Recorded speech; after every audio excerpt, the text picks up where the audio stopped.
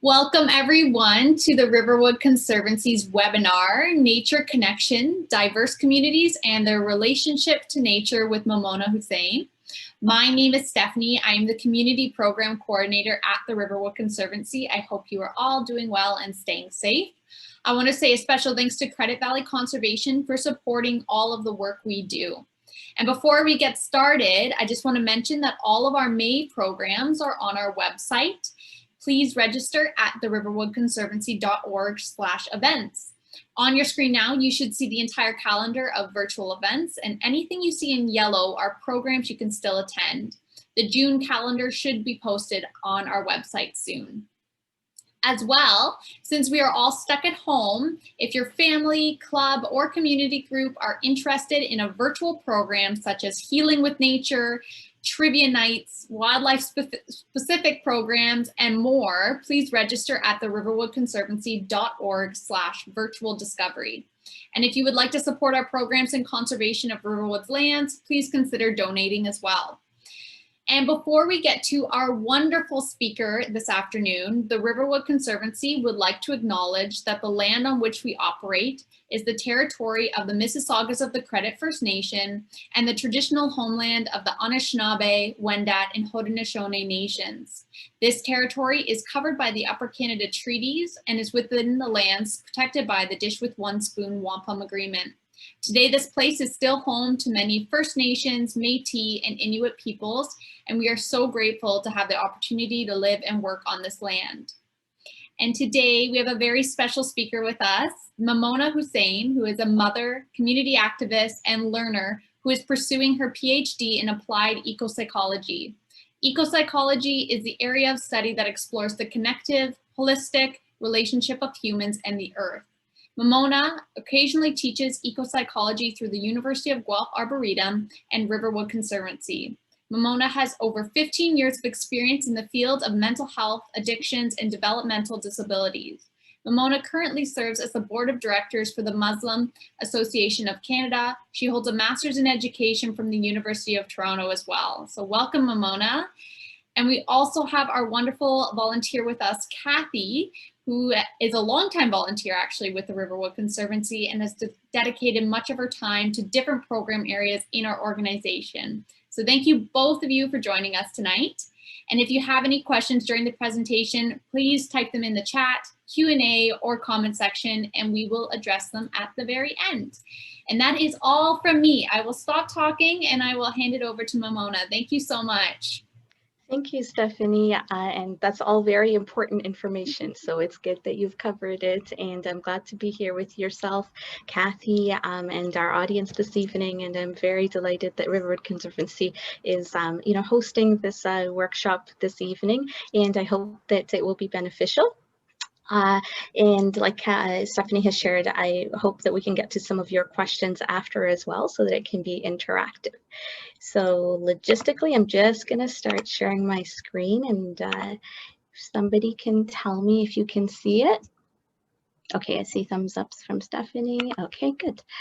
All right, so as was shared, so I'll be talking about nature connection, so diverse communities and their relationship to nature. And this is kind of a little bit of what I'll be doing. I'll talk a little bit about climate change and its relationship to what I'm talking about, and how those issues connect around diverse communities. I'll take you through a few case studies. And then I will talk a little bit about what research shows in terms of connecting diverse communities and nature, and then hopefully some practical steps that we can walk away with. So what we know so far, and for me, as Stephanie was saying, ecopsychology, one of the things that really drive me around understanding that human and earth relationship is really around addressing the issue of climate change. So that's why you'll hear me talking about that. What we know is that within the past 20 years, between 2000 and 2020, there's been a steady temperature increase of the Earth's surface. And it has not gone down. And in 2020, just this past year, tied along with 2016, was recorded as the hottest years where the surface temperature of the Earth.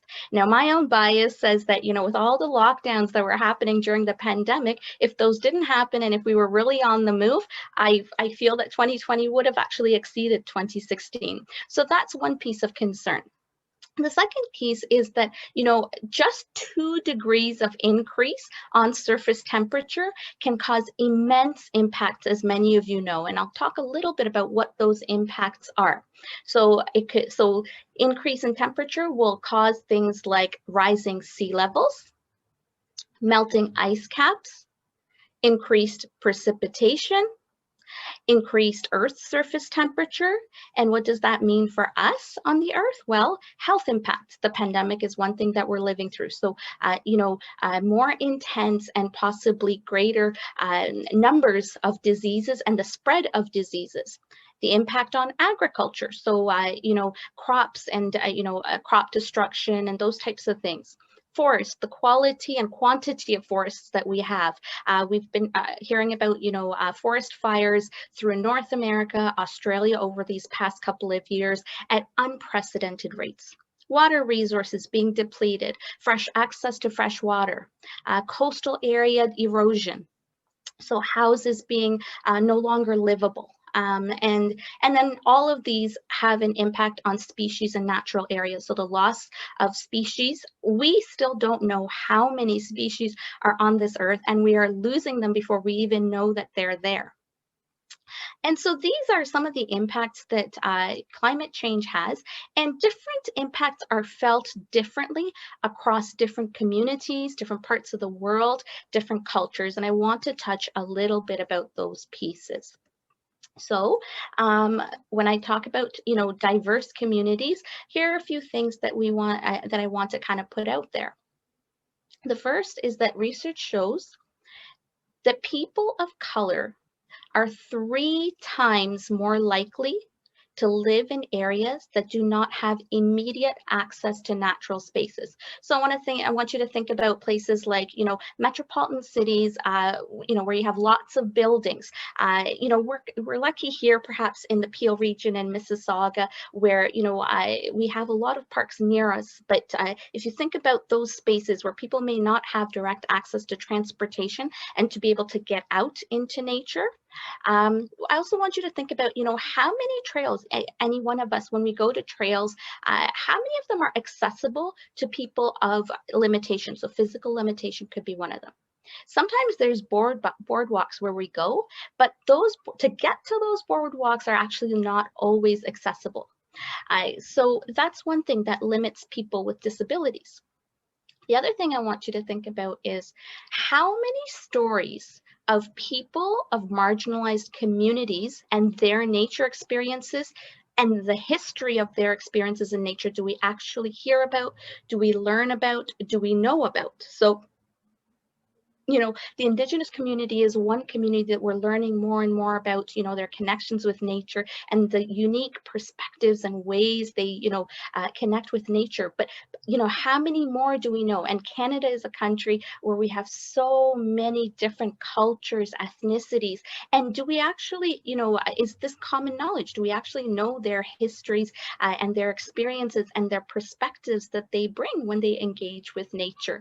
And do we actually, first of all, know them? And secondly, do those stories kind of get told within our parks, within our information boards, within our education systems? So those are some things that, I want you to think about as I speak today.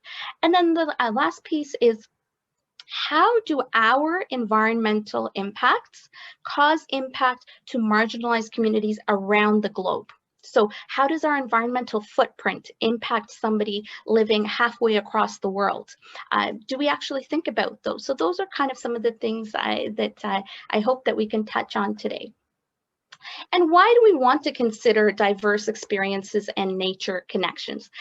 First, climate change is a global issue. So if we're going to actually address this issue, and if we're all going to be collectively worried about this and try to mitigate what's happening right now, we need to include everybody into that equation. So that means we need everybody on board. We need to know how everybody is being impacted, and we need to move through this together.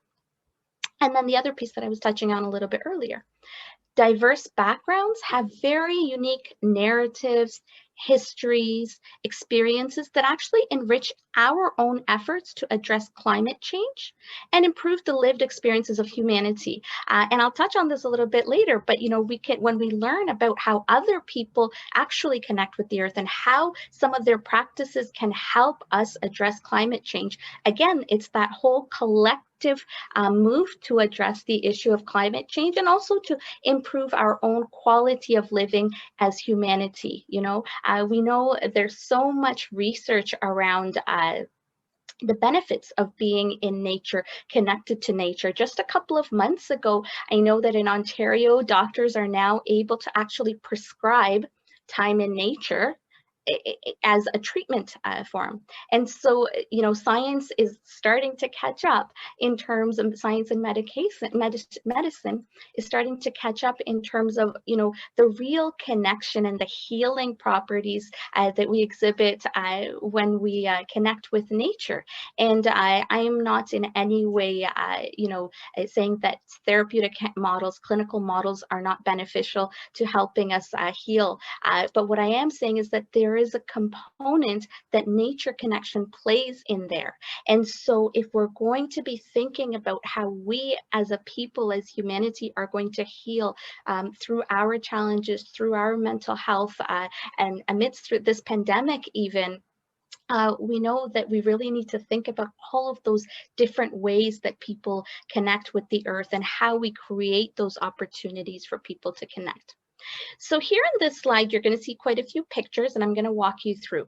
In my research, in one of my research pieces, one of the things I've done is I've connected with Muslim women around the world and asked them a little bit about their experiences in connecting with the earth and what kind of, what facilitates that, what impedes that, and what they're learning and what drives them to actually be climate change activists themselves. So I'll take a few of those examples and give you some stories, and then I'll also touch on a few pieces around my research that's not involved around these women particularly, but a few other perspectives. So the first one is Kajatu. So she's this woman here on the top right with the yellow sweater holding a sign saying "End Environmental Racism." And so one of the things that she speaks about is that, people that live in urban spaces, people that live as marginalized communities, as people in, from a different socioeconomic strata, those people may, in their environmental footprint, may in fact not be that great because perhaps they don't actually have access to transportation, so they are actually using public transportation. Their means of spending is perhaps compromised. However, by living in, building complexes and housing and cooperative housing, they are exposed to certain environmental impacts. So sometimes those housings are actually located near perhaps factories. Sometimes those spaces, like you cannot walk anywhere within an hour to get to a natural space. And so how does that impact their quality of life? And how do we think about those things when we build urban spaces? So that's one thing that she kind of talks quite a bit about. I'm going to go to the next one, who is Hindu. So she's the lady on the right, on the bottom here, wearing red, and she is from Chad. So in Chad, there is a pastoralist community, the Mboro people, and their livelihood depends on Lake Chad. And Lake Chad, within the last 30 to 40 years, has dissipated by 90%, 90. So 10% of the lake that her parents and her grandparents lived off of is available now. And what does that mean? That means that their entire livelihood, because these are people that move along with the resources that are available. So they're pastoralist people. They don't settle in one specific place. But as the lake is depleting, that impacts their livelihood. When that impacts their livelihood, what that means is these are people that are Indigenous people who are not often registered citizens of the land. Now they have to leave somewhere to actually attain a livelihood. So they leave their family behind, broken families, and if they're not registered citizens and they don't have status, even being able to access work and jobs is compromised. And then one of the things she noticed amongst the Mboro pastoralist community was these people started to really think about this, the fact that they were losing the lake as being a form of punishment, that God was punishing them, and they would engage in charity. So imagine people whose livelihood is already compromised and they're giving up in charity, thinking that God is upset. And so as she kind of started to engage with the wider community and, you know, exchange information and build awareness, one of the things she's been working on with her community is saying, look, it's not your fault that this is happening. It's the, you know, it's people around the world whose ecological footprint is immense, and that is causing, you know, climate change, and this is what we're facing. So that's one impact that, you know, people around the world have. So sometimes we ourselves may not feel the impact directly of what we're doing, but, you know, thinking about that connectivity of how what we do today, how what we do now is impacting, you know, communities in other parts of the world. The other person I want to talk about on the bottom left here, Abir. Abir is in Palestine, in Gaza, actually. And one of the things that she really talks about, so she works as an organizer, a coordinator for a number of climate change, green activist NGOs. And so she works with the people there in bringing education, as well as bringing alternative means of agriculture when their access to resources is compromised. So what she talks about is that climate justice and sovereignty are interconnected. So not only are people in that land impacted because of climate change, but they're also impacted in terms of their access to fresh resources because of the politically charged situation that's there. And so this is another piece that, you know, when we think about people and their access to nature and their ability to engage with nature, this is another factor that we want to think about, right? And then on the top left, I have a picture that's credited to New Mobility magazine. And I was touching on this a little bit earlier. You know, how many of our natural spaces are actually accessible? And how many of them are actually accessible all year round? You know, I felt a little bit of this, and some of you may have felt it in different ways. When I had a little baby and I was trying to travel with him with a stroller. And how many times do we come across, you know, the subway or other places where there is supposed to be an elevator, but the elevator is not working and you're stuck? Or there's supposed to be an automatic door and you keep pressing that button, but the door doesn't open.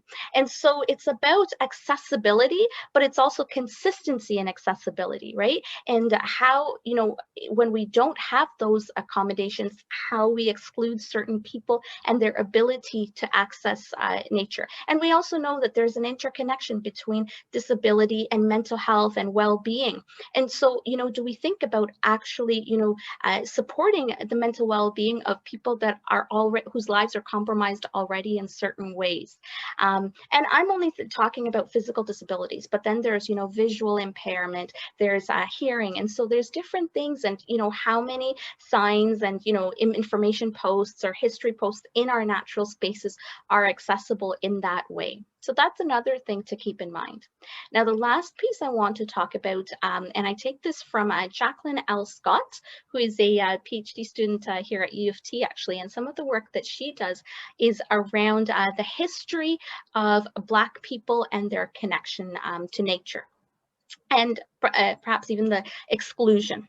So some of her research shows that what she calls as a visual apartheid. And the CEO of MEC, Mountain Equipment Cooperative, I think about 2 or 3 years ago, acknowledged this, that oftentimes, the marketing material of sports equipment, of nature equipment, depicts a certain demographic.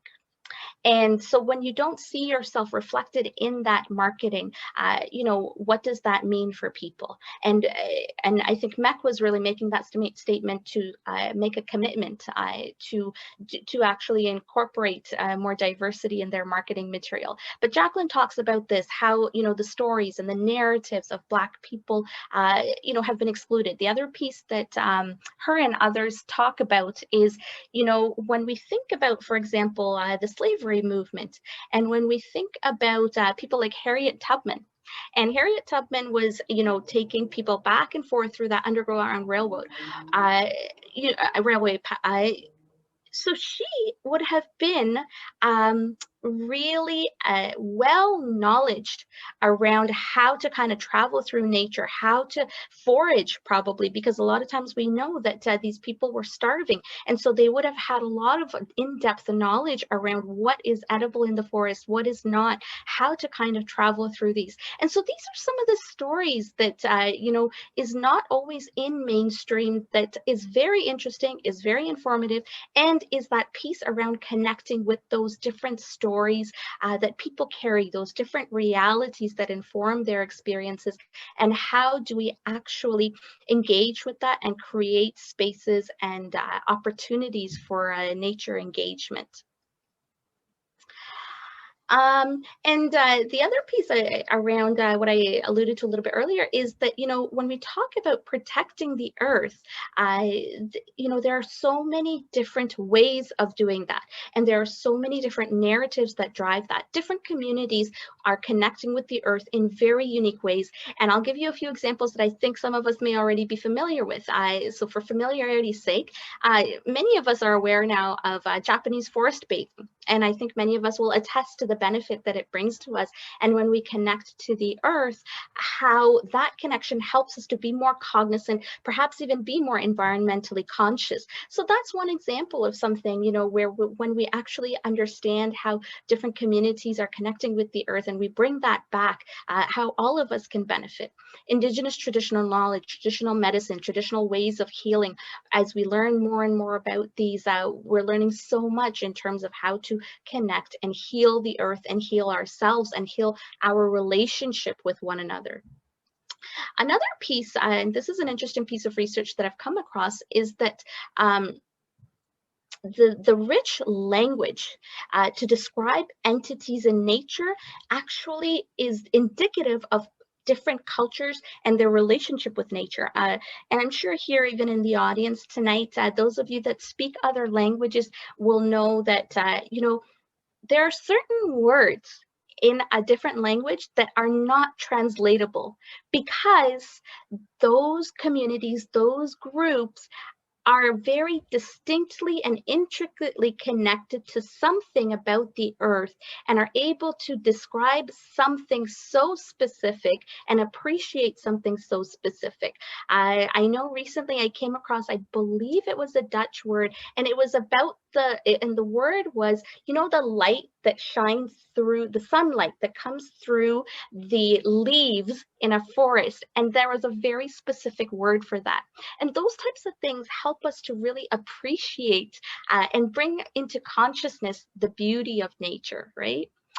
And conservation practices. There are so many conservation practices beyond, the recycling, reduce, reuse type of thing that are so apparent in so many communities that, we would definitely benefit from.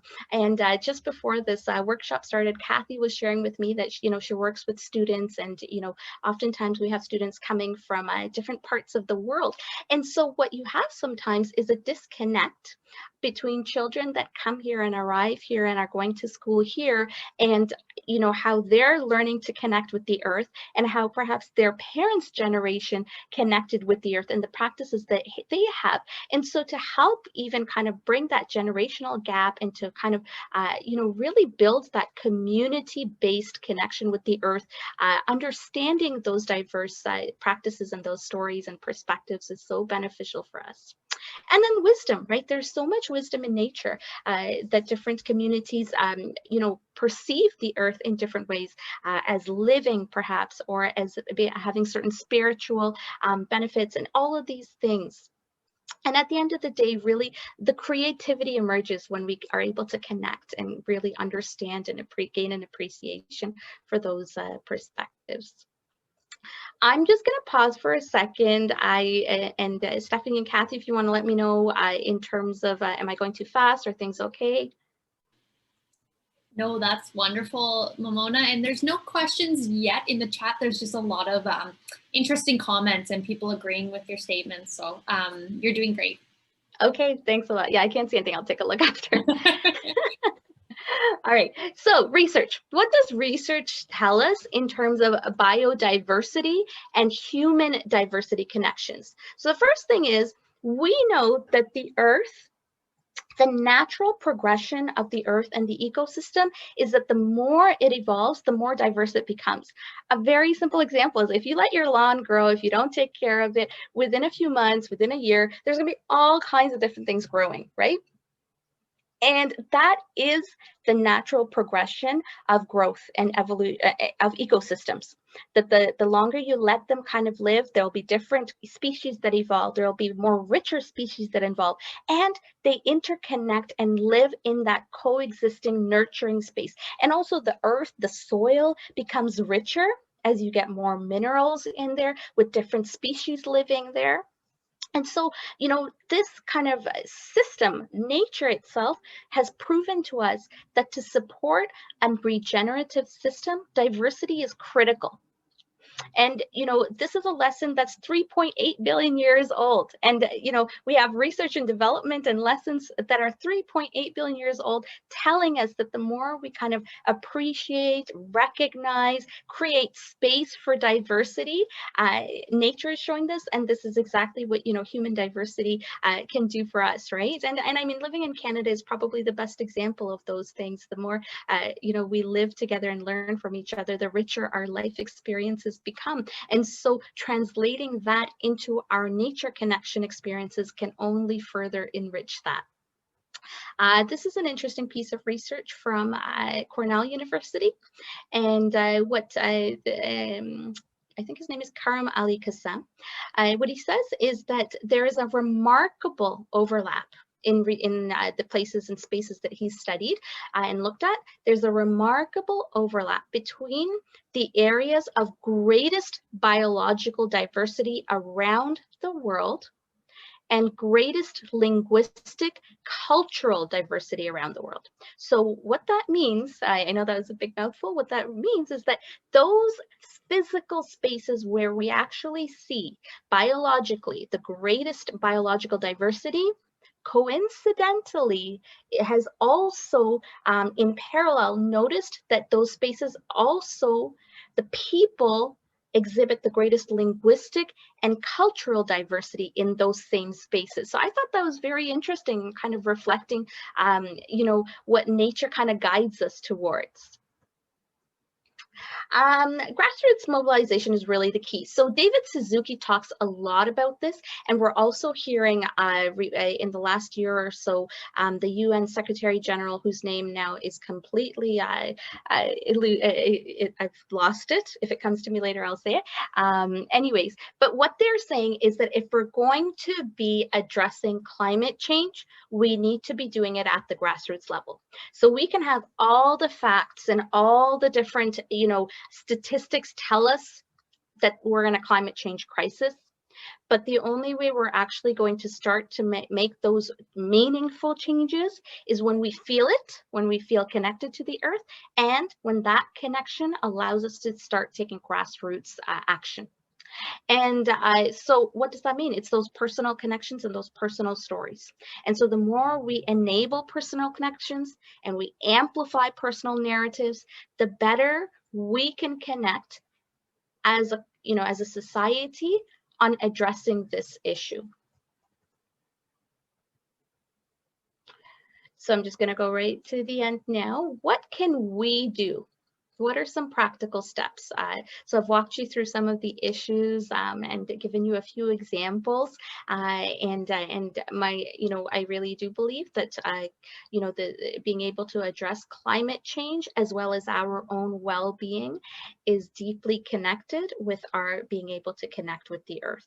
And so what can we do now, recognizing that there are so many different earth stories, earth narratives, earth experiences that, we want to really be able to include for people around us. I think the first thing is to really think about, this is a spelling error, how my environmental footprint is impacting people and species and the environment, both near and far. So we know that the ice caps here in Canada are melting, and that's very important. But what's also happening around the world, and we know that the earth doesn't have any geopolitical borders. So what's happened, the air from here travels all the way, to the other part of, from the Atlantic to the Pacific to the Indian Oceans. So how is my own environmental footprint impacting both near and far? I think that's one question that we really want to think about and act on. The second thing is that we want to try to understand the different histories behind our natural spaces. There is perhaps a few common stories that we know, a few pieces in terms of the history of what we see in front of us. But, do we think about over, generations and decades and, who are the different people that have come through this earth, come through this land, and what stories and experiences and wisdom did they carry, and how can we connect with that? How can the people perhaps who have immigrated here to Canada from other parts of the world, what histories and stories of the earth do they bring that we can kind of also build on here? The next question is to consistently ask, when we are in a space in nature and really connecting and really feeling a deep sense of love and a deep sense of, tranquility and all of those, beautiful things that we feel when we're in nature, to ask who is actually excluded here. So here I am, I'm feeling safe, I'm feeling connected, and I have this opportunity. At this very time, who is being excluded? That's something that I think we need to think about. And when we think about who is being excluded, the next question is, how can I advocate for their inclusion? And what platforms can I use to educate? All of us have platforms, whether it's through social media, whether it's through our social circles, whether it's through, when we go grocery shopping, whether it's the sign that we put on the back, the bumper sticker that we put on our car, whether it's, our simple actions. All of us have platforms that we use to educate. And so how are we using those platforms? And, how do we explore different nature narratives? How do we actually access those? How do we connect with the people, with resources? Those are some things that I want us to think about. And so these are the 4 things: teach, amplify, advocate, support. Teach any and everybody around you. And if we need to teach, that means we need to learn ourselves. Amplify the voices of people whose voices are not there, using whatever platform we can, and advocate. So when people are not present in a space, they also may not have the ability to voice themselves in that space. So we sometimes need to take that on. And to support, I think that's also important, to recognize when there is actually, when different narratives are being shared, when we go to a space sometimes and we notice something very different, we've learned a new story, we've learned and connected in a different way, where we've seen maybe, inclusive practices in a certain way. I think it's important to support that and to recognize that and let people, whoever, know that I appreciate that this is happening. I appreciate, because those are the types of things that allow those things to continue. So that brings me to the end of what I formally wanted to speak about. And I'm going to exit out of this so I can start seeing people. There we go.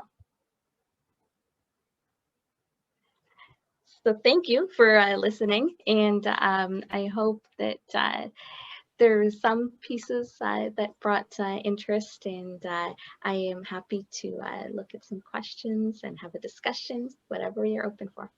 Wonderful. Thank you so much, Memona. That was such a powerful presentation. And I've told you this before, you are such a great presenter. The time just flies by. You truly are wonderful. And there's a lot of really great comments too, and people saying, well done, and thank you so much.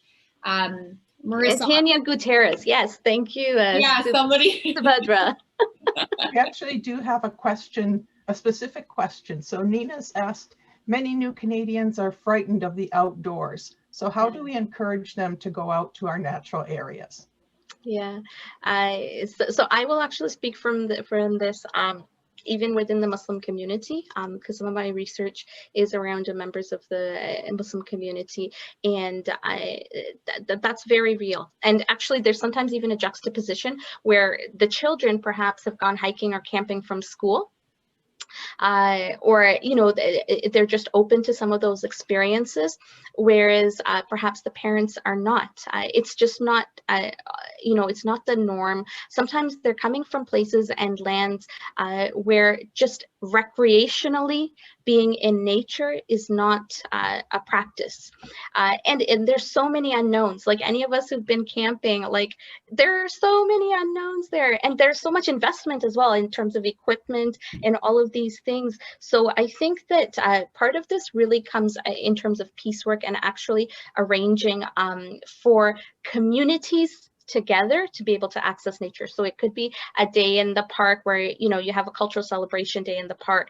It could be where you outside of the pandemic, you organize a community bus road trip to a park that's maybe an hour away or whatever, and then you bring them back the next day. And so it's people of the same community who will have shared a shared experience. If I'm going with people to a place where I don't know anybody else, where I don't know what's happening, where I won't have easy access to be able to return home, it's very scary.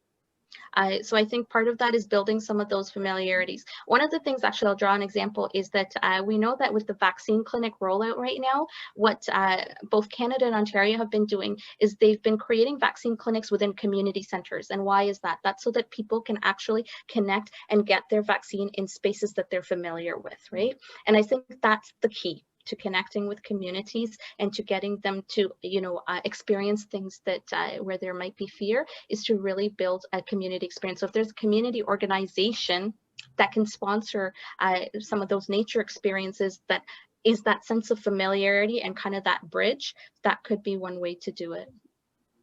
Yeah, and actually to touch on that a little bit, Memona, we've been working with the Newcomer Center Appeal quite a bit, and doing some programs for them, and it is just so wonderful. And honestly, I go into that and I learn way more from them than I'm ever teaching them about Riverwood, and it's just, I bet. It's such a great opportunity, and they are really looking forward to coming to Riverwood when this pandemic is over, whenever it's over.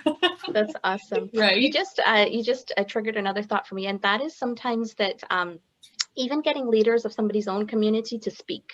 Right. So again, that's the language familiarity, the face familiarity, the trust, and all of those pieces. Even if there's somebody that has some connections to nature, or can speak somewhat, or even do an opening for you while you do something in between, and then they close. So I think even like as much as we can do in terms of facilitating familiarity, and even amplifying, there might be stories within a specific culture or community around nature or the earth that we can, platform off of. Right. Awesome. Jessica has asked in the Q&A, how do we promote connecting to nature to people? How do we promote it? How do we promote connecting to nature to people? Yeah, this sometimes comes off as frou-frou. So even when I try to explain to people what I do, I try to pick my words depending on who my audience is. If it's somebody from Bay Street, my description is slightly different than somebody from this type of an audience. I think that sometimes the statistics are helpful. Sometimes people hearing like somebody like David Suzuki is probably, a trustable name. Or again, I think it's the same thing for everybody, where it's coming at it from where people will connect to what you're trying to say. So sometimes the statistics are helpful. Sometimes when we look at the fact that, medically now, that's another piece. Medically now, we know that nature connection is so important and so beneficial. So using those facts, those statistics first, sometimes help. Sometimes practical experiences when we, relate to people, where do you feel the most comfortable? Where do you feel the most peaceful? Oftentimes people will say nature. Well, why is that? Because nature has a healing property. So it's getting that bait and knowing who your audience is, and kind of trying to draw them in terms of wherever they relate to this nature connection concept. I think we all do at some level, and it's just finding that and then drawing them closer and closer, talking them to them a little bit further and more in depth. And I think we're also in terms of, I think at least compared to 10 years ago, in terms of even mental health awareness, I think we're a lot more advanced now than we were in recognizing, the issues of mental health. And so that connects deeply with, nature connections as well. Our own well-being is so intricately, dependent on our connections with nature. And so again, statistically, we can kind of share those pieces. We know that horticulture therapy and those types of things, CAMH is using all of those types of things right now. So whether it's professionally, whether it's scientifically, whether it's, the global world experts, the scientists, everybody's kind of talking about this. So I think you can maybe pick and choose who your audience is and try to start there. I hope that's helpful. Great. And I'm just going to pull from Facebook here. Beth has asked, can you talk more about your personal research? Sure. So thanks for asking, Beth. So basically what I've been doing over the past year and a half, I would say now, is I look at Muslim women around the world. And I've been speaking to them around their relationship with the earth.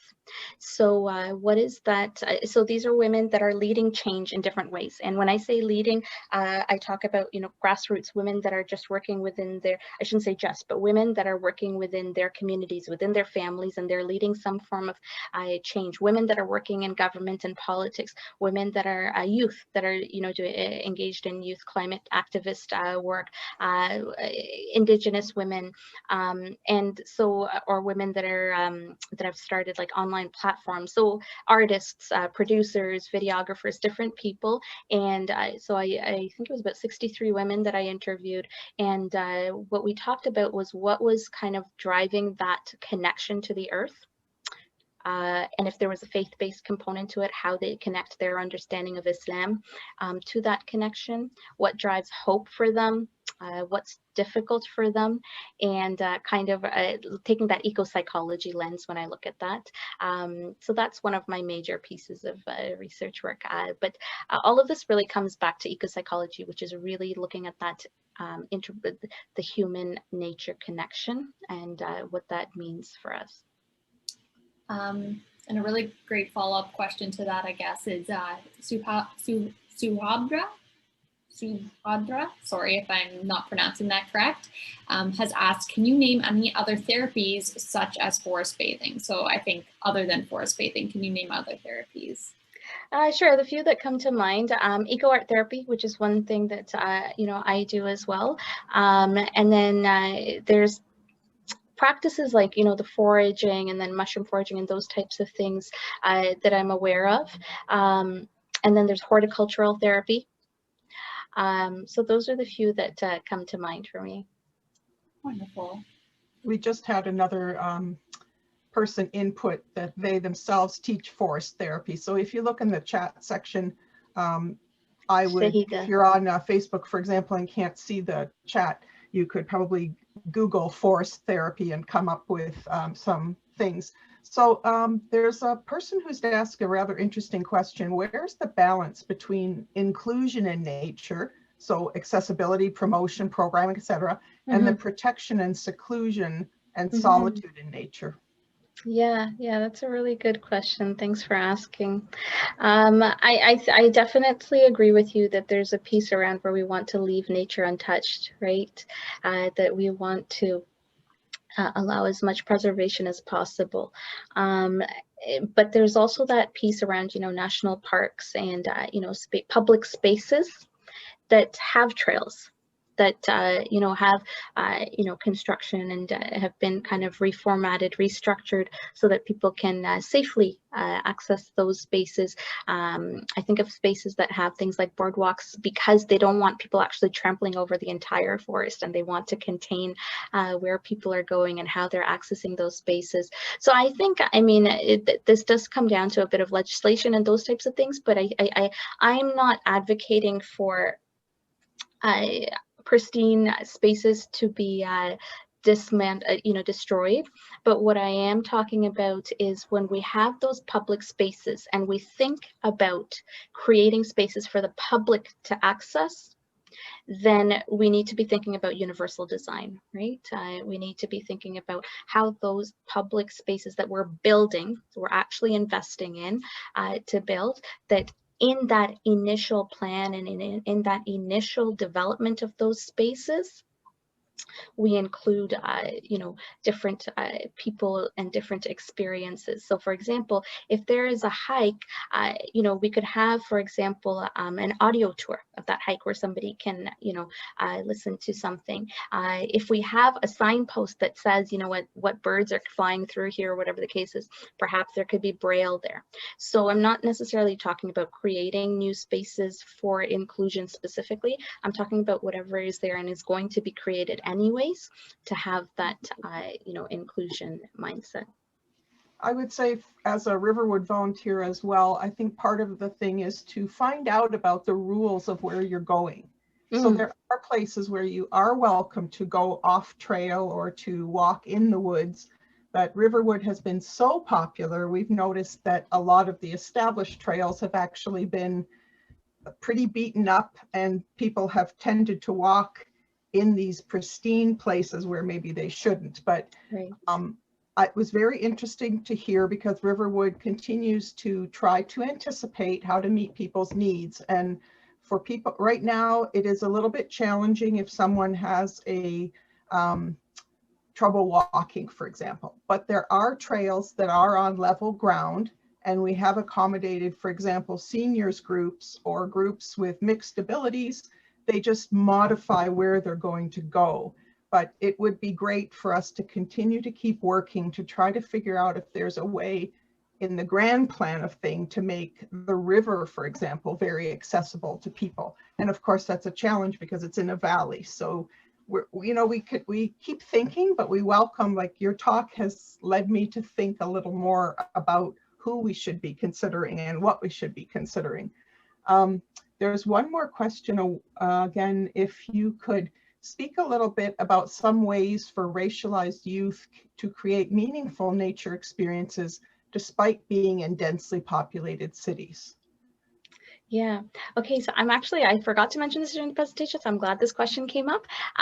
So there is a, I was reading about this, I think it was North Carolina University.